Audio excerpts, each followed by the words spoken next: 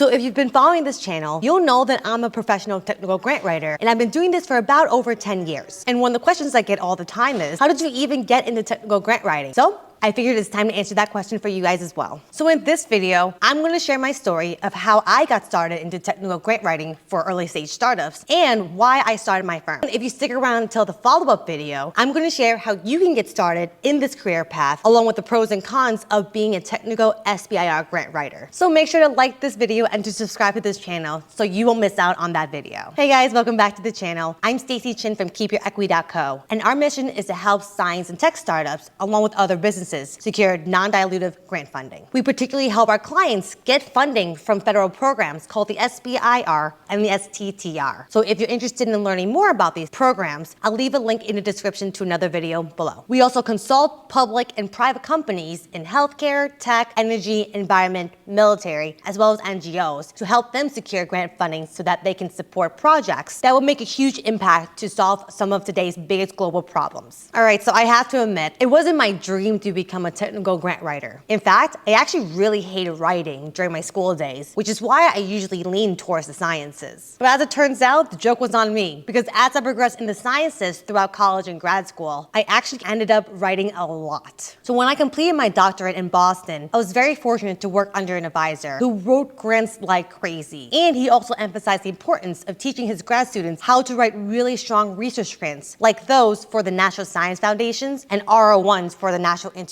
of Health. And at first, I absolutely hated it. Writing grants took so much time and energy, and there were just so many components and things to consider when putting together an application. And so once you submit a grant, you're just absolutely exhausted. But you know what the worst part was? All the grants I wrote with my professor just kept getting rejected. And this got me even more frustrated because I felt like the time and energy spent on writing these grants was just completely wasted. So during the third year of grad school, I was really fortunate that I got to spin out a research project into an early stage startup. And to fund that startup as a technical founder, what did? We wrote more grants. And so keep in mind that at this point, I've written so many grants and nothing has gotten awarded. So you can imagine how frustrating and daunting it was as I was going through this new stage of life. So to get funding for this project, we ended up going through the SBIR and STTR program, which is my first exposure of how to get federal funding for early stage science and tech startups. And luckily, my professor had a startup background, so he understood how to prepare a really strong SBIR application and mentored me throughout this entire process. If you're interested in learning more about my early days as a startup founder, I'll leave a link to a book that I wrote on Amazon. And as I was preparing my first SBIR application, I just remember thinking, holy crap,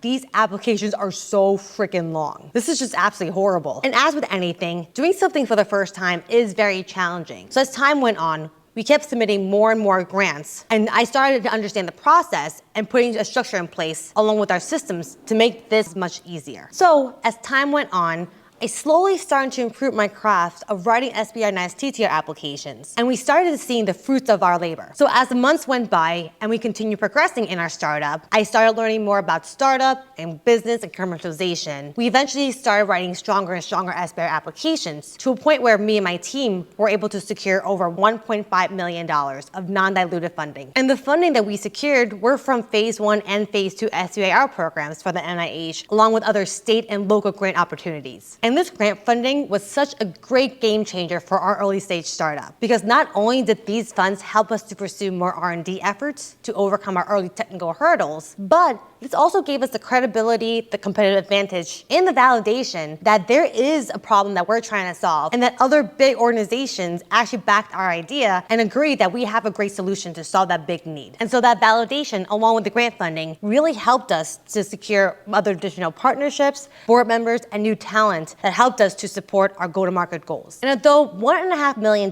may not seem like a lot of money for an early stage medical device startup, this funding catapulted us to pursue prototyping, preliminary animal testing, early manufacturing pilots, and eventually a human feasibility study. And as an early stage startup, securing these non-dilutive funding opportunities early on helped us to keep all the equity within our company so that we don't have to give away a big chunk of that to other investors and partners. And this was really important for us, especially especially in a really early stage startup, so that we can continue de-risking our hurdles to increase the valuation of our company until we are ready and strong enough to give away equity so that we can pursue other opportunities. And in general, securing grants and pursuing other non-dilutive funding opportunities is a very, very common strategy for early stage science and tech startups to secure funding early on. So as I was reflecting on my experiences, I felt like I was so fortunate that I was able to learn how to prepare these grant applications and to fund my startup in this manner. And in my opinion, knowing how to write a really strong grant and just technical writing in general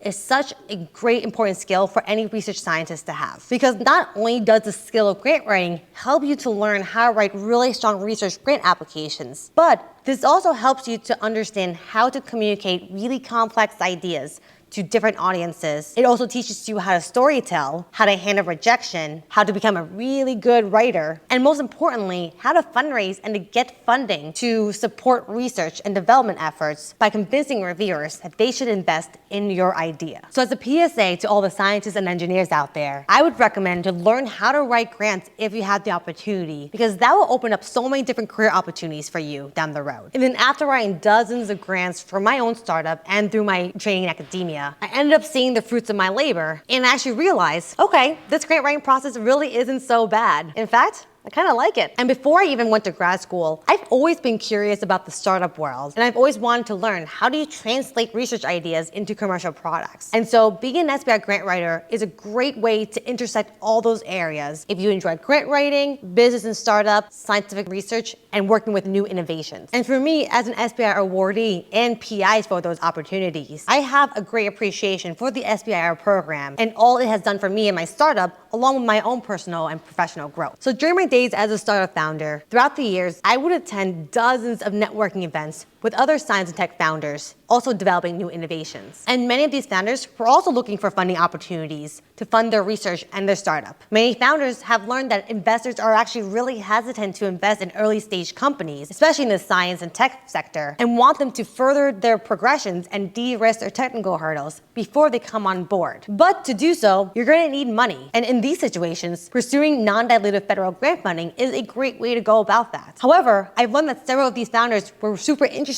in these opportunities, but they have no idea how to get started. And there are many other science and tech founders that have never even heard of the SBIR and STTR program. And others have told me they try to read the solicitation or directions, which can be 100 pages long, got super overwhelmed, and then decided not to pursue these opportunities. And it was through these conversations that I decided to start KeepYourEquity.co with the goal to provide all the necessary resources and support to small business and early stage startups to secure non-dilutive federal funding. And today we continue to do just that. In the past 6 years, I was so grateful to work with so many fascinating founders that are developing new high impact innovations in medicine, healthcare, energy, military, and so many other different sectors. For example, I've had clients that are developing brand new digital health innovations and medical devices to make healthcare much more accessible and affordable to vulnerable populations. Others are developing new strategies to target mental health by improving methods for diagnosis, treatment, and accessibility. I have others also developing new cancer therapeutics or developing ways to address the opioid crisis. And I also have other startup clients developing great new innovations in clean tech energy, batteries, military-based innovations, sensoring devices, drone technologies, asset monitoring, and other strategies to reduce casualty in warfare. The list goes on, and it's tremendously inspiring what these founders are doing every single day. And so I'm sure you can imagine all these different clients have different technical hurdles to overcome in order to bring these products to the commercial market. And so when working with them, I have such a great time collaborating with these really creative founders and trying to figure out how to put together a really strong narrative